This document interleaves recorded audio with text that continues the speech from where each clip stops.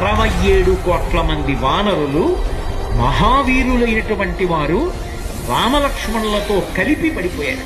ఒక్క వానరుడు యుద్ధభూమిలో లేచి తిరుగుతున్నవాడు లేడు. ఇంద్రజిత్ శక్తి తెలుసు కాబట్టి విభీషణుడు వెళ్ళిపోయాడు, దొరకలేదు. స్వామి హనుమ ఏ అస్త్రము చేత బంధింపబడదు కాబట్టి హనుమ ఒక్కరే ఉన్నారు.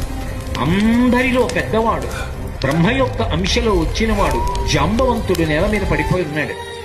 విభీషణుడు కాగడా పట్టుకుని అడిగాడు, తాతా కుశలమేనా అని అడిగాడు. వానరులలో శ్రేష్ఠుడైన హనుమ బ్రతికి ఉన్నారా అని అడిగాడు జాంబవంతుడు.